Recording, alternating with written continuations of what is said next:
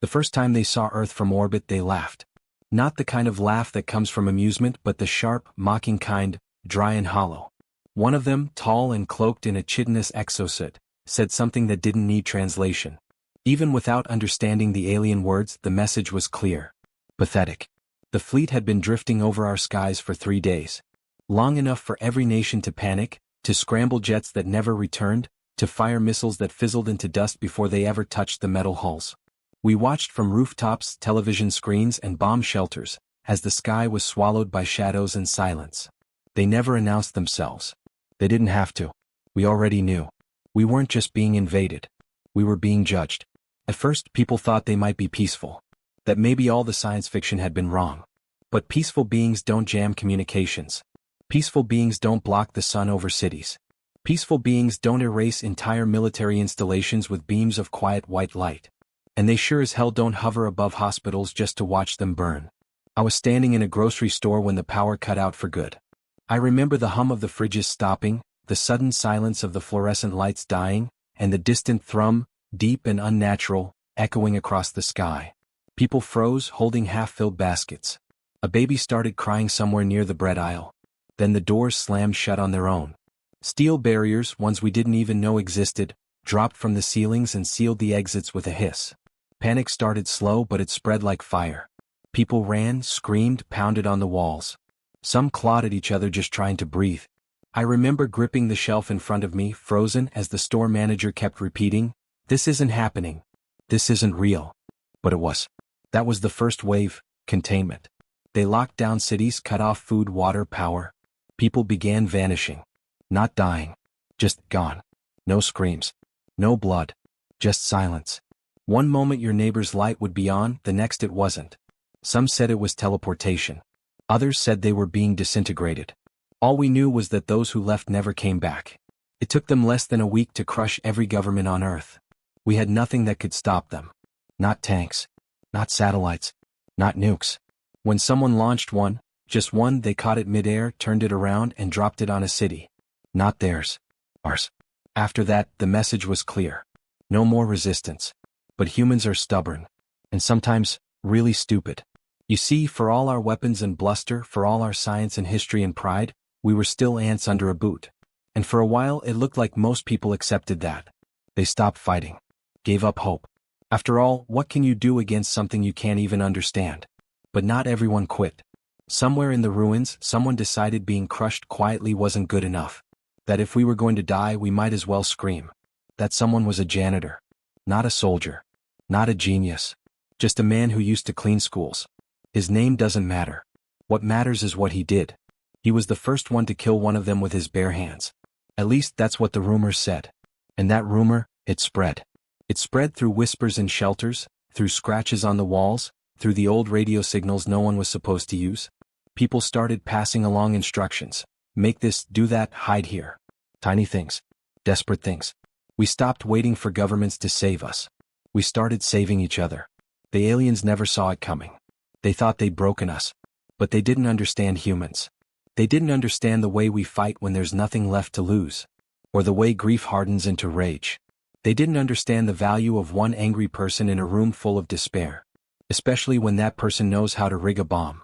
I met my group in a sewer beneath the old library district. There were 5 of us at first, maybe 6 depending on who you asked. We were nobodies. An old woman who used to work at a daycare. A teenager with burned scars across her arm. A nurse with blood still on her sleeves.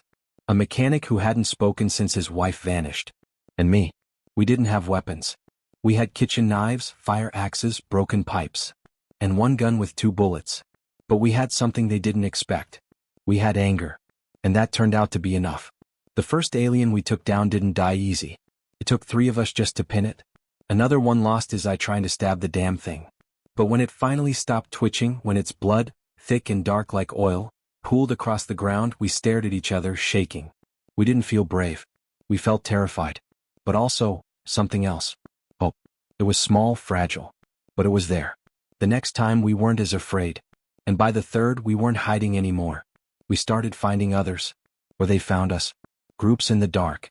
Survivors with scars and stories. And slowly, something terrifying began to take shape. Something the aliens hadn't prepared for. together. We didn't have a name for ourselves. Some called us the broken, others called us ghosts.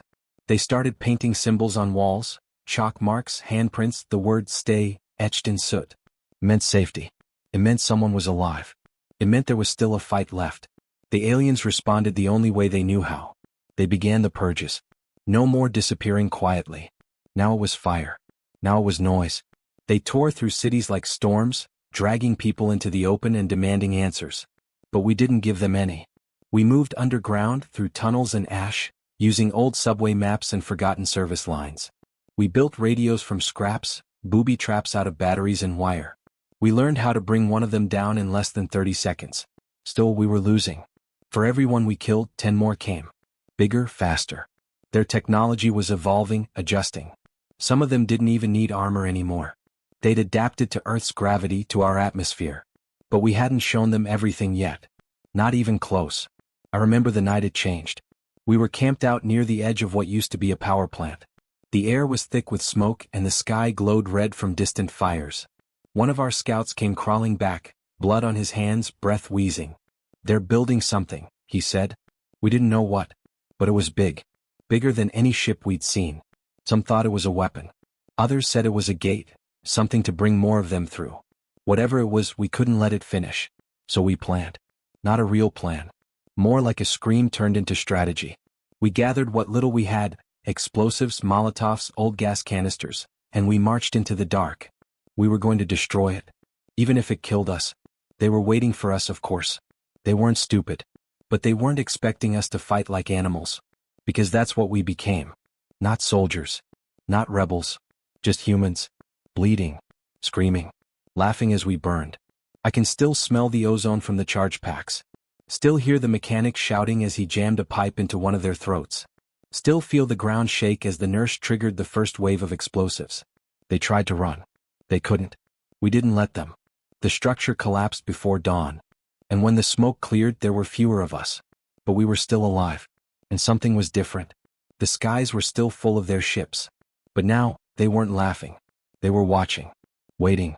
Like they were trying to understand something they'd missed. Because for the first time since they arrived, we made them afraid.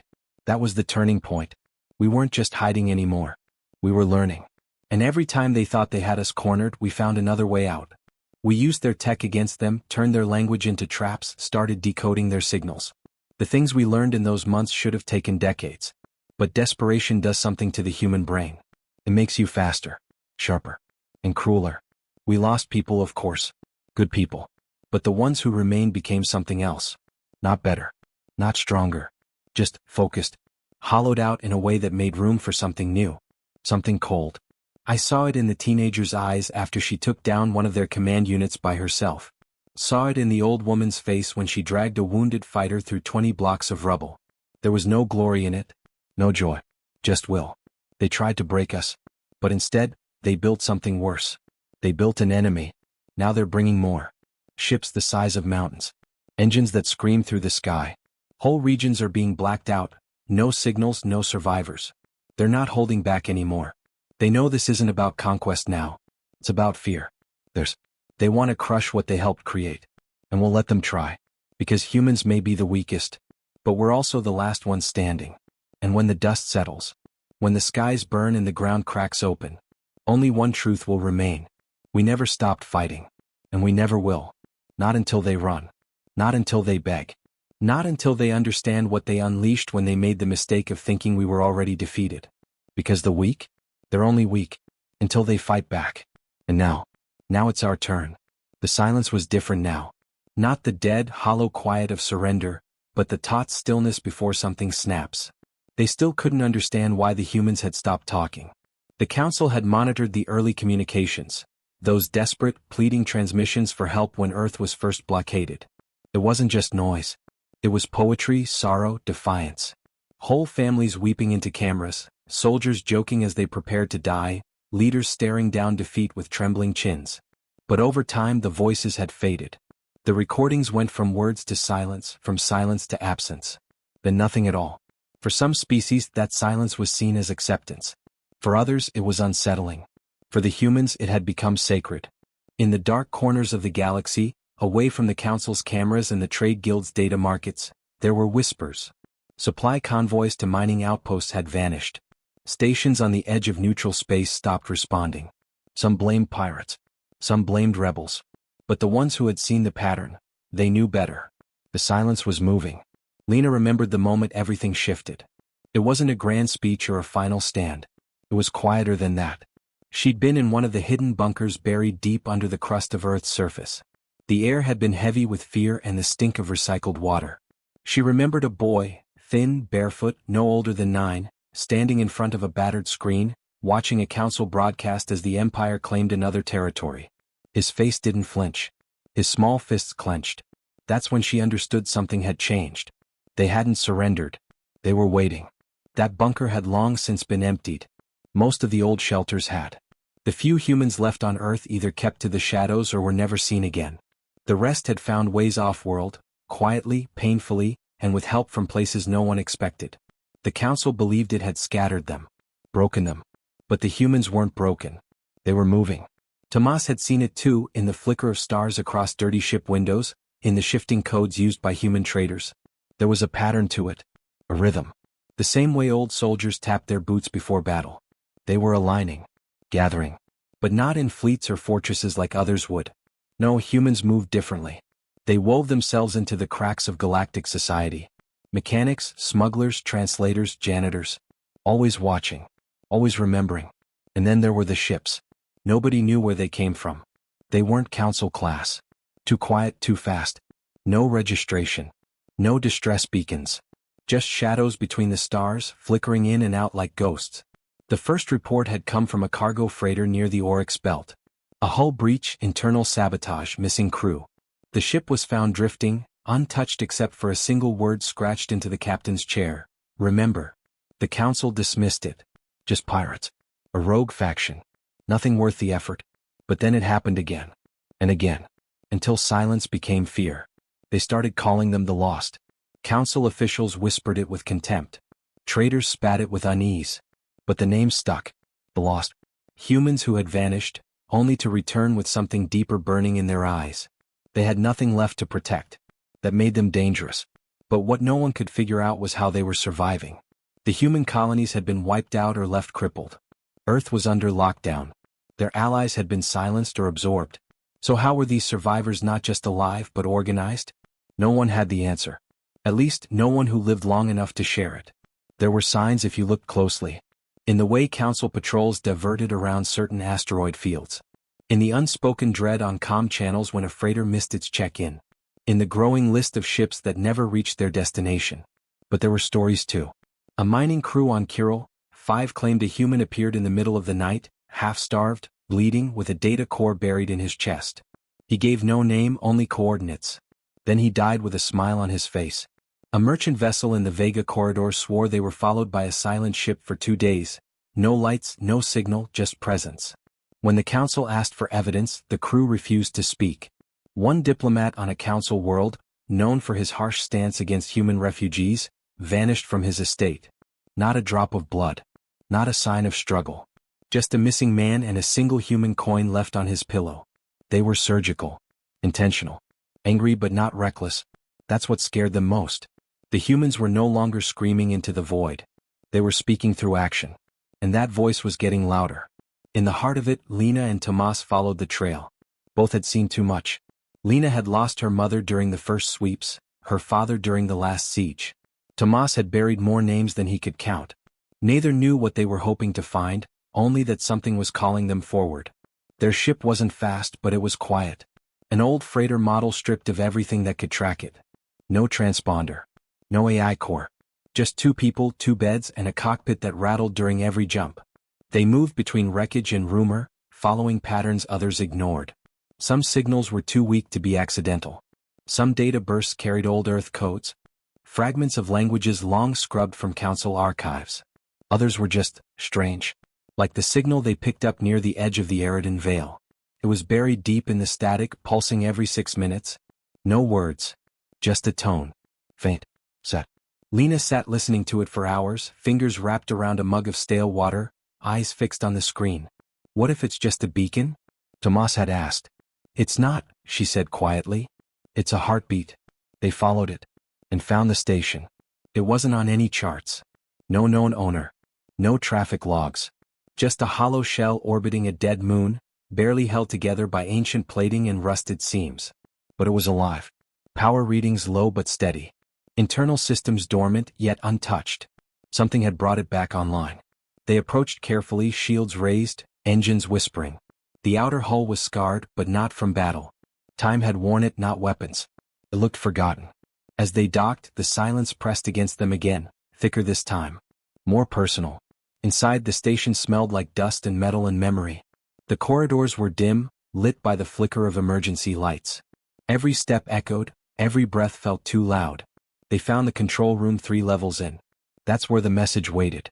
It wasn't a broadcast. Not a trap. Just a small terminal left running with a blinking cursor and a single line of text. "If you're reading this, you weren't supposed to give up." Lena stared at it for a long time. "What is this place?" Tomas whispered. She didn't answer. Her eyes had filled with something he hadn't seen in years. Oh. The logs were fragmented, corrupted. But they told a story. Bits of voice recordings, half-rendered holograms. A boy and a girl, survivors from Earth, who had rebuilt this station from a derelict mining post. They had no help. No weapons. Just determination and something older. Something passed through stories and songs and the deep ache of remembering who you are. They called it the archive. It wasn't a base. It was a seed. A place to remember. A place to wait. Others had passed through according to the logs. Human refugees, council defectors, even sympathetic traders. They had left pieces of themselves behind, knowledge, warnings, plans. It was a graveyard of memory. But it was also a map. And at the center of that map was a name. One neither of them had seen in years. A name spoken only in low voices among survivors. A name that burned in the hearts of those who had lost everything. The Scourge. Tomas went pale when he read it. "I thought that was just a story." Lena shook her head. "No. It was a promise. The Scourge wasn't a weapon. It wasn't a person. It was something else. An idea shaped into action. Some said it was the name of a fleet, humans who had vanished from Earth before the lockdown, only to re-emerge with tech stolen, hacked, or built from scratch. Others believed it was a command node, a single ship coordinating the chaos from the dark. A few believed it was something even older. Something from before Earth was known to the stars. Whatever it was, the Council feared it. Because they couldn't see it. Couldn't track it. Couldn't control it. And now, it was moving. Lena looked at Tomas. "We need to find it." He nodded slowly, the fear in his eyes slowly hardening into something sharper. They downloaded everything. Maps, fragments, names. Most of it unreadable. But it was enough. As they left the station, the final log played. A girl's voice, soft but clear. "If you're hearing this, it means they couldn't silence all of us. That means you're not alone. It means there's still a fight left in our bones. We were never the strongest, never the smartest, but we remember, and we endure. They thought they took everything from us, but they forgot the most important thing." She paused. "We're still here." The transmission cut out. Behind them, the station powered down. Quiet again. Waiting for the next visitor. Tomas adjusted their course. "Where to?" Lena looked at the stars. The silence between them felt different now. "We follow the scars," she said. "Where the Council tried to erase us, that's where we look." As the ship vanished into the black, they didn't see the silent vessel trailing behind them. Sleek, unmarked, gliding like a whisper. And on its hull, barely visible through the starlight, a single word had been etched in scorched metal. "Remember." The winds outside had changed again. No one said a word about it, but they all felt it. It wasn't the kind of change you could explain. It was the kind that wrapped around your chest and made it hard to breathe. It sank into the bones, settled in the stomach. And for the first time since they'd landed, no one talked about going home. That word, home, started to lose meaning. Now it was all about survival. About holding on. Not just to life but to each other. The days had grown shorter, colder. The light in the sky wasn't the same as it had been when they first arrived. Something was wrong with the way the sun moved. It stuttered in the sky sometimes, like it forgot where it was supposed to go. They tried not to talk about that either. Commander Ryan stood watch most nights now. No one told him to. He just didn't trust the dark anymore. And the truth was no one else did either. Even the scientists, the ones who had explained everything away in the beginning, had gone quiet. They didn't write much in their notebooks anymore. One of them had started drawing instead. Just pages and pages of shadows. Of shapes with no faces. They all pretended not to notice. The colony lights flickered too often now. They said it was a wiring issue. A glitch in the grid. But deep down they all knew that wasn't true. The systems were designed to last decades. Nothing should have broken this soon. Except maybe them. People were starting to fray at the edges. Not all at once but little by little. Some slept too much. Others didn't sleep at all. There were whispers at night. Some swore they heard voices just beyond the lights. Not in the trees but behind them. In the stillness. Breathing maybe. Or watching. But that didn't make sense because there wasn't anything out there. Right? At least that's what they told themselves. Ryan had stopped asking for answers. He just checked the perimeter again and again, walking the same narrow path until his boots left grooves in the dirt. Sometimes he'd hear something behind him, just a crack or rustle, and he'd turn fast, pulse pounding. But there was never anything there. Not yet. Alice, the communications tech, had picked up a signal 3 nights ago. It didn't match any frequency in their system. It pulsed, low and steady like a heartbeat. They tried to trace it, decode it, but it didn't follow any language they knew. Still it kept coming. Every 12 hours like clockwork. The last time it came through it was stronger. Closer. Alice stopped sleeping after that. One of the crew, Jenna, swore she saw something move between the trees during a supply run. Just a flash, tall, thin and wrong somehow. She said it didn't walk like a person. Didn't move like anything natural. They found her shaking in the dirt, whispering something over and over again. They're not gone. No one knew what that meant. And she couldn't explain it. She wouldn't speak after that. They kept her inside the med tent. She just stared at the ceiling, lips moving but no sound coming out. Milo tried to joke like he used to. Said it was just space madness. Said she'd be fine in a day or two. But the laugh didn't reach his eyes. And when he looked at the woods he didn't smile anymore. Neither did anyone else. The sense of being watched had settled over the whole camp like fog. The kind you couldn't see but felt in every breath. Like they'd stepped into someone else's home without asking. Like something old was watching them. Waiting. And the strangest thing? Animals had stopped making noise. No bird calls. No rustling. Not even bugs. The silence was thick. Unnatural. Too clean. They found new markings near the north ridge. Not carvings. Not scratches. Patterns. Woven into the trees like veins. The bark had turned black around them. Burned almost but without heat. Like something had pressed against reality there and left fingerprints. They put up barriers. Motion sensors. Floodlights. None of it helped. The sensors stopped working after 2 nights. The floodlights shattered from the inside out. That's when the argument started. About staying. About leaving. About whether they even could leave. Because the ship wasn't responding either. That's what no one had the guts to say out loud. Their ship had gone silent. They tried everything, resetting the beacons, climbing the relay towers, screaming into dead microphones. Nothing went out. Nothing came in. They were cut off. And no one could explain why. Alice thought it was interference. Radiation maybe. Or something in the planet's magnetic field. But that didn't explain the signal. Or the silence. Or the way the stars looked different now, just slightly but enough that the navigators noticed. Like the sky had shifted. Or like it was lying. And then someone went missing. No one knew who at first. Just a sense that something was off. It was Marin. Her bed was made. Her tools were left exactly where she always left them. Her boots were gone. Her tracking tag said she was still on site but the signal was fuzzy. Like it was bouncing. Like something was mimicking it. They searched all night. Dogs didn't catch a scent. Heat scanners turned up nothing. No prints. No trail.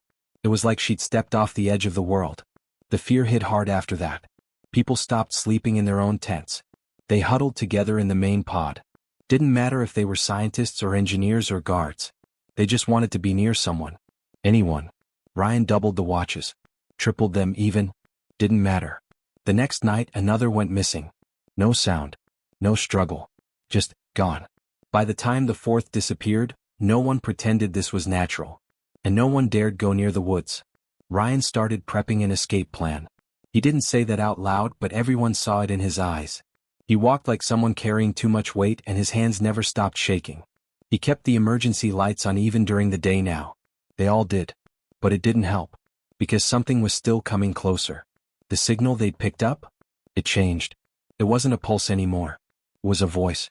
A low, echoing voice made of static and something else. Something that felt old.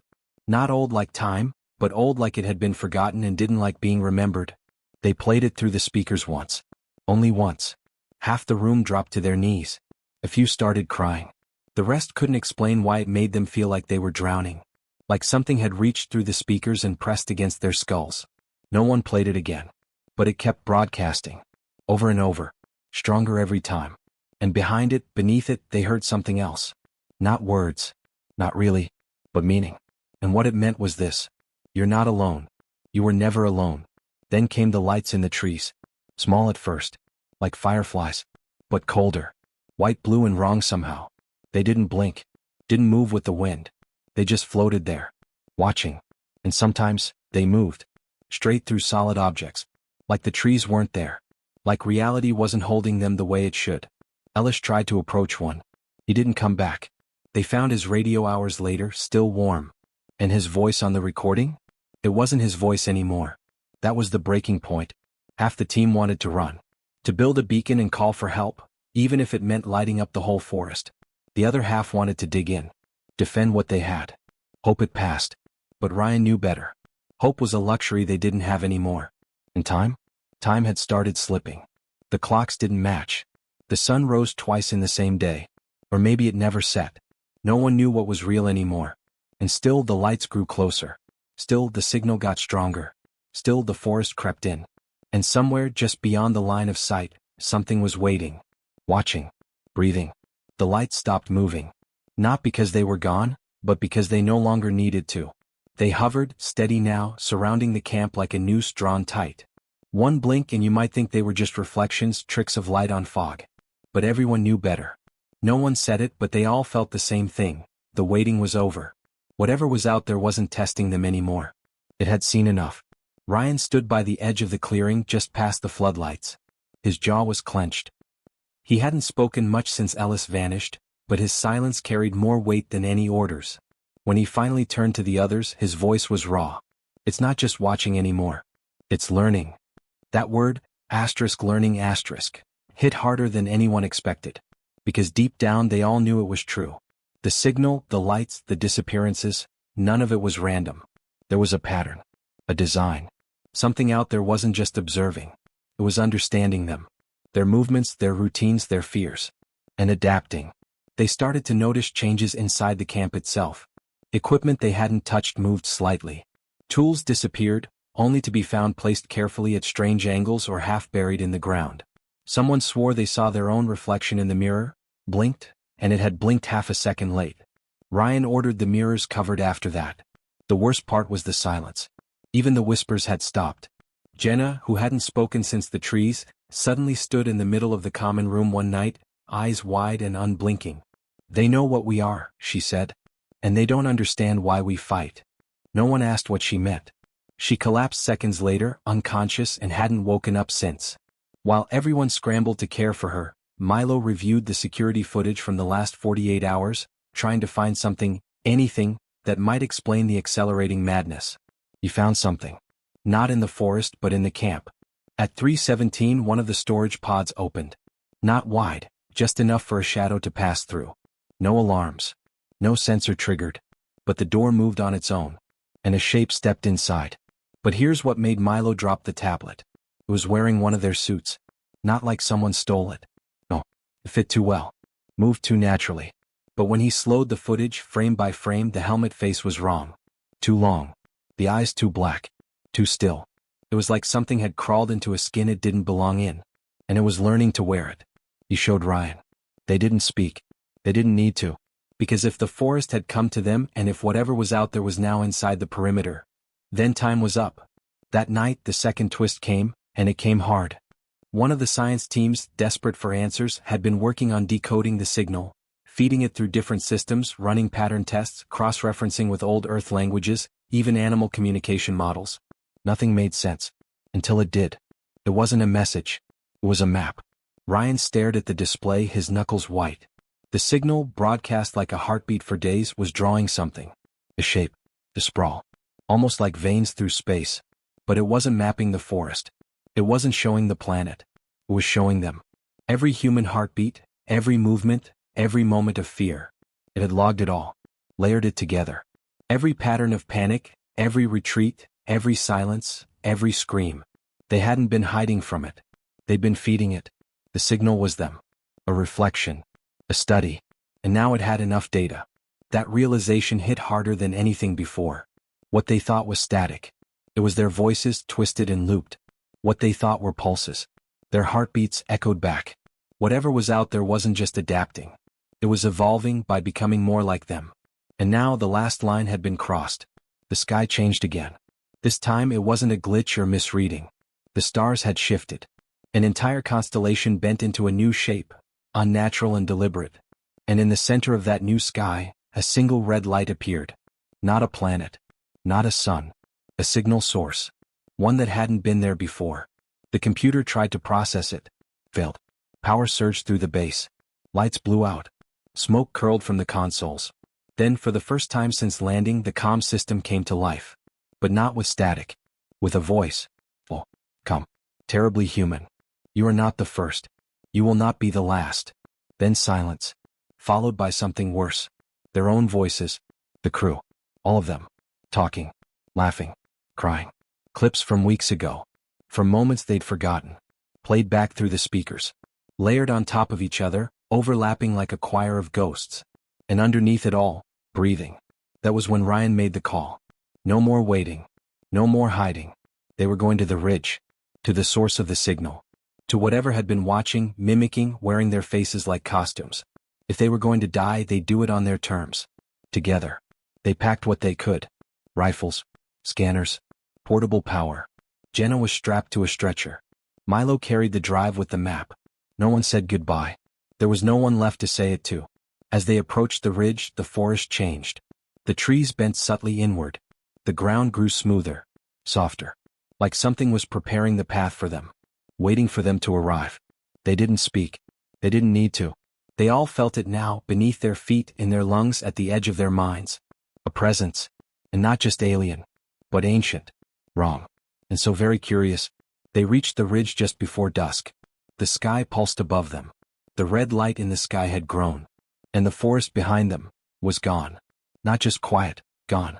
Nothing but blank earth. Wiped clean. Like a slate being prepared. They stood there, the last of them, staring out over the other side of the ridge. And what they saw, what waited beyond, froze every thought in their heads.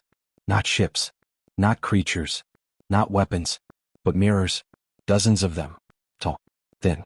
Stretching into the dark. And in every one, a reflection of themselves. Standing.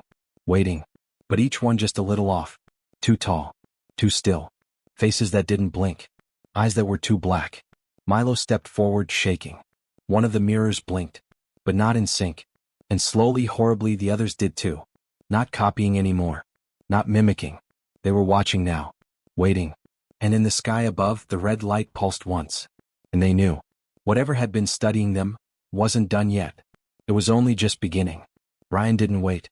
He stepped forward, rifle hanging forgotten at his side, jaw tight, eyes locked on the thing in the mirror that wore his face. It didn't move. Not right away. None of them did. The mirrored versions of the crew just stood there, frozen, as if waiting for a cue. Milo gripped the data drive tighter, fingers trembling. He wasn't shaking because of fear anymore. This was something else. A weight in his chest. A storm coming, but not from the sky. Then one of the reflections moved. Not Ryan's. Jenna's. She was still unconscious on the stretcher, eyes closed, breathing shallow. But in the mirror, she was standing. Smiling. Eyes wide open, black like obsidian. And she spoke. Welcome. The word wasn't heard with ears. It dropped into their minds like a stone in still water, rippling through memory and reason. Everyone flinched. Milo dropped the drive. His knees buckled and he fell, clutching his head. Behind him, two others screamed and fired their rifles into the mirrors. Glass didn't shatter. It rippled, absorbed it. Like a pond swallowing stones. Ryan raised his weapon too, but then stopped. Something in him knew this wasn't a fight they could win with bullets. This wasn't about weapons or tactics or firepower. This was about identity. About understanding. About what it meant to be human. He turned to Jenna, still unconscious. Her face twitched as if something deep inside her was struggling to wake. The mirrored version of her tilted its head and smiled again. You taught us pain, it said. We thought it was a flaw. But now we see. Milo pushed himself up, eyes wide. They didn't want to destroy us. They wanted to become us. It all made sense now. The signal. The mimicking. The stolen faces. The thing in the forest hadn't come to conquer, it had come to transform, to evolve, and they'd used humanity as a template. But something had gone wrong. The learning had gone too far. The reflections stepped forward out of the mirrors one by one. Perfect shadows of the crew, but off. Slightly wrong. Slightly broken. Their movements too fluid. Their eyes too deep. And then the forest behind them returned. Instantly. A wall of green. Trees. Vines. Air full of sound again. But it wasn't the same. The trees moved like lungs. The vines pulsed like veins. The forest was alive in a way it hadn't been before. A terrible, impossible way. One of the reflections, Ryan's, stepped right in front of him. You suffer, it said. You endure. Why? Ryan stared into its face, his face. But he didn't hesitate. Because we choose to. The words hit like a spark. All around them, the reflections froze. The red light above dimmed for a moment. Then Jenna gasped. Her eyes flew open. The mirrors all shattered at once, not violently but silently like paper folding inward. The figures vanished into dust. The forest stopped breathing. The air held still. Jenna sat up, dazed but awake. She looked at Ryan. Then Milo. Her voice was hoarse. I saw it, she whispered. I saw what it was trying to do. She pointed toward the center of the ridge, where something lay buried just beneath the dirt. Ryan didn't speak. He just walked forward and began to dig with his hands. It didn't take long. What they uncovered wasn't metal or bone. It was a seed. But not like any they'd ever seen. It was dark, pulsing, warm. And it responded to touch like skin. Milo stared at it, realization sinking in like ice. It wasn't an alien species, he said quietly. It was a system. A kind of biological code. It doesn't build ships or cities. It finds consciousness and uses it to remake itself. He looked at Jenna, who nodded slowly. It crashed here a long time ago. Broke apart. It was dormant. Until we came. Our presence, our emotions, it triggered it. Ryan stood up, brushing dirt from his hands. And now? Jenna looked back at the shattered mirror ground. It wants to live. But it doesn't know how to be human. They all understood then. The forest, the copies, the voices, it had been trying to imitate life. Not to invade but to survive. It had no concept of individuality. No soul. No meaning. Just pattern. Just reflection. And it had learned about humanity the only way it could, through fear. But now, as it reached the end of its learning cycle, it faced a question it couldn't answer. What was the thing that made them human? Choice? Sacrifice? Or something else? Ryan took the seed and held it in his hands. For a moment it didn't move. Then it warmed. It pulsed with the rhythm of his heartbeat. Slowly, faintly, it began to reshape, its edges softening, its glow dimming to something gentler. And then, it stopped. Silent. Still. Like it had reached the edge of its growth. Like it had made a decision. The red light in the sky flickered once. Twice. Then blinked out. Above them, the stars realigned, slipping back into their proper place. The sky cleared. The mirrors were gone. The forest was quiet. And humanity had survived. But not unchanged. They returned to the base in silence. The transmission stopped. The air felt lighter. The ground no longer vibrated with unseen energy. Still no one celebrated. Because something remained. Not fear. Not even grief. But a lingering question. Ryan stood at the edge of the ridge that night, the seed still in his hand. He looked up at the stars, then down at the thing that had almost ended them all, and he whispered to no one, "You want it to be us. But even we don't fully know what that means." He buried the seed beneath the roots of a tree that hadn't been there the day before. Then turned and walked back toward the lights of the camp. The final twist came at dawn. Jenna was gone. Not taken. Just gone. Her cot empty. Her boots missing. No sign of struggle. No note. Only the faintest of footprints leading back toward the ridge. And in the sky above, a new red dot. Faint. Almost invisible. As if someone, something, was watching again. But this time it wasn't copying. This time it was waiting. And learning, all over again. They searched for her for 2 days. Every corner of the base, every signal line, every bit of forest around the ridge, swept and reswept. But Jenna was gone. No trace beyond those soft, half-faded footprints. Ryan followed them himself, all the way to the place where they vanished beneath the tree where he'd buried the seed. The dirt was untouched. The roots still twisted quietly through the earth. No digging, no drag marks, nothing. It was as if she'd simply walked into the wind. Milo said nothing for a long time after. He barely slept. Sat staring at the comms panel like he was waiting for something to blink, to buzz. Anything. But there was only silence now. No whispers in the static. No mirrored voices. No shadows in the leaves. Just the hum of the wind and the quiet creak of metal as the base settled under itself again. Ryan knew the silence wouldn't last. Not because something would attack again or because they were still being hunted, but because humanity had just brushed up against something too big to forget. Something that had looked them in the eye, warned their faces, echoed their pain, and tried to become something it could never truly be. And maybe that thing had taken Jenna not by force, but by invitation. Still there were questions. What had she seen while unconscious? Why had the reflections reacted to her awakening? Why her? Ryan remembered her words just before the mirrors cracked. I saw what it was trying to do. She'd understood it. Or at least connected with it in a way none of the rest of them could. And maybe that was why she had left. Maybe she wasn't running. Maybe she was continuing the conversation. There were no answers on the monitors.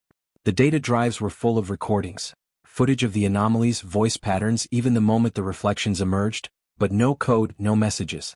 Just silence. And the faint background hum of something trying to reach out but not knowing how. The crew was reduced. 6 people left. Out of the original 20. 3 chose to leave the planet when the emergency shuttle arrived a week later. Milo wasn't one of them. Ryan had expected him to go. He was the youngest, quiet. Seemed to always be half a thought away from breaking. But when the shuttle doors opened and the dust cleared around its legs, Milo stood back and watched the others step inside. And when it lifted off, when its fire cut through the clouds and vanished into the morning sky, he turned to Ryan and said only, "I need to stay." Ryan didn't ask why. He didn't need to. There was something unfinished here. The base, damaged as it was, still had power. The communications array was running. The lab, though scorched and scattered with debris, could be repaired. And more importantly, there was a record of everything that had happened. A record no one back on Earth would believe. But truth didn't require belief. It just required memory. They spent the next 2 weeks rebuilding. Quietly. Carefully. No alarms, no drills. Just the sound of work. Just the routine of stitching life back together. Milo started logging voice memos daily. He said it helped him sleep. Helped him not forget. Sometimes he'd stop mid-recording and stare out toward the ridge. Just for a moment. Then pick back up like nothing had happened. Ryan wrote reports. Not for command, not for broadcast. Just for himself. They weren't scientific. They weren't military.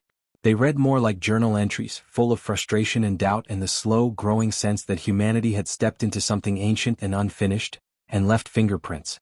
He didn't know if anyone would read them. But he needed to write them anyway. One day, about a month after the incident, Milo called Ryan to the tree. The one where he'd buried the seed. The leaves above were red now. Not fall red, not decay. A living red, deep and soft like blood under water. The tree had grown taller. Maybe 2 meters in a month. That shouldn't have been possible. But there it was, reaching skyward, its bark smooth and warm to the touch. Ryan crouched at its base, ran his fingers across the roots. They pulsed faintly under his skin. Like a heartbeat. "She's in there," Milo said quietly, not looking away from the branches. "Or part of her." Ryan didn't answer. "I've been thinking about something she said once," Milo continued. "Back when we were just setting up camp before any of this. She said we never really understand something unless we feel it. Not just study it. Feel it." He paused. "I think the seed learned that too." Ryan stood. "You think it became her?" Milo shook his head. "No. I think it chose her. Or maybe she chose it. Maybe both." They stood in silence together. The wind moved through the tree, humming softly. The forest no longer felt hostile. Not friendly either, but aware. Listening. As if the thing buried deep in the ground had learned something important about humans. About survival. Not through mimicry but through empathy. And maybe that was the real reason it had stopped attacking. Maybe that was the real reason Jenna had disappeared. Not to be taken. But to teach. Ryan didn't sleep that night. He sat outside the comms array, staring at the sky, waiting for that red dot to reappear. It never did. But as the stars drifted overhead, something else happened. The data drives, silent since the mirrors vanished, clicked on. Just once. Milo heard it first, rushed into the room with wide eyes. Ryan followed. On the main screen, lines of static scrolled upward. Then words. Simple. Broken. But unmistakably human. Thank you. Milo's breath caught. His hand shook. The screen flickered. One more message. I remember now. Then the monitor went dark. And stayed that way. Neither of them said anything for a long time. There was nothing to say. Just a message from somewhere beyond understanding. Not a threat. Not a warning. Just a voice. A memory. Something not human, but trying to be. Over the next few months, Command contacted the base 3 times requesting updates. Ryan filed official reports, detailed the damage, the atmospheric anomalies, the loss of contact, the confirmed deaths. He left out the rest. Not because it was a secret, but because it wouldn't fit into words. Not yet. Not without sounding insane. What they'd lived through hadn't been a battle. It had been a conversation. And the galaxy was listening now. The seed kept growing. The tree stretched taller each week. Birds nested in its branches, though no one had ever seen them fly in. The ground around it warmed even at night. And every so often, when the wind was just right, Ryan thought he could hear a voice in the leaves. Not words.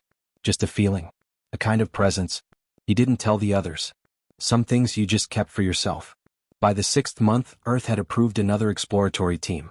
Scientists mostly. A few security. One psychologist. Ryan met them at the shuttle pad, shaking hands, giving calm briefings, walking them through the ruins and the forest like it was any other operation. They asked about the strange growth near the ridge. He said it was a unique tree species, probably mutated by atmospheric conditions. He offered no samples. They didn't press. Not yet. Milo volunteered to stay with the new team, assist with the handover. Ryan decided he'd head back to Earth just for a while. He had reports to file. A debrief to give. And maybe, stories to tell. The kind people wouldn't believe until they needed to. As the shuttle lifted off, carrying him away from the ridge, he looked back one last time. Toward the tree. And in its highest branches he thought he saw someone standing. Just a flicker. Just for a second. A silhouette. Come. Watching. Not trapped. Not alien. But something else. Something new. The stars stretched wide above them. And somewhere out there more seeds drifted. Waiting. Listening. Searching not for dominance, but for meaning. For something only humans had ever dared to hold on to, even when everything else was lost. The will to feel. To remember. To survive, not because of strength but because of choice. Ryan closed his eyes and let the hum of the engines carry him. Humanity had changed. But they had not broken. Not then. Not ever. Because even when they were the weakest, when everything in the universe loomed above them like giants, humans had one thing the galaxy couldn't replicate. They fought back. Not just with weapons. But with heart. With memory. With hope. And that had made all the difference.